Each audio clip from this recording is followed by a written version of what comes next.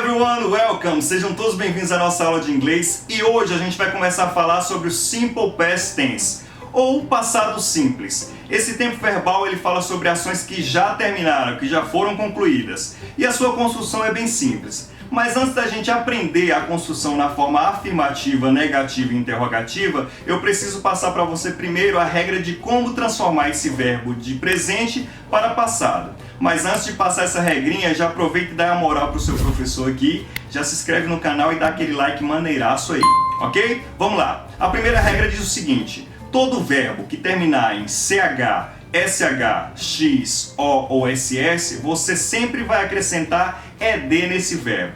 Um exemplo, o verbo watch, que significa assistir. Terminou em CH, não foi isso? Então acrescenta ED nesse verbo que ele já vai para o passado.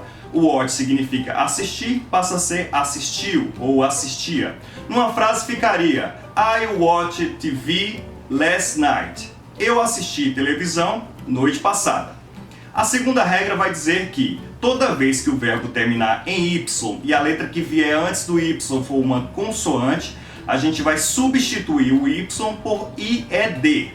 Por exemplo, o verbo cry, que significa chorar. Terminou em Y, a letra que veio antes vai a consoante R, então passa a ser cried.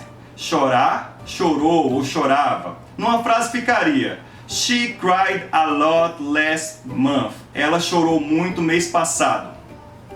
A outra regra diz o seguinte, que toda vez que o verbo terminar em Y e a letra que vier antes desse Y for uma vogal, a gente vai acrescentar ED nesse verbo.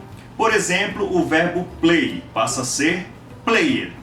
Então, numa frase ficaria They played soccer yesterday. Eles jogaram futebol ontem. Se caso aparecer um verbo que não caiba em nenhuma dessas regras, você só vai acrescentar a letra D. Por exemplo, o verbo love terminou com a letra E, você vai acrescentar D. Mesma coisa acontece com o verbo dance, terminou com a letra E, acrescenta D também.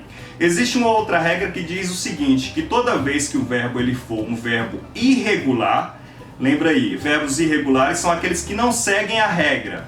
Você vai sempre colocar a sua forma própria. Então, aproveita que você está aí, já faz uma pesquisa e vê uma lista de verbos irregulares para você ficar fera nesse tempo verbal. Um exemplo que eu poderia dar para você é o verbo write. Ele não segue nenhuma das regras, então ele vai ter uma forma própria, passa a ser o wrote. Então, numa frase ficaria I wrote a letter to you.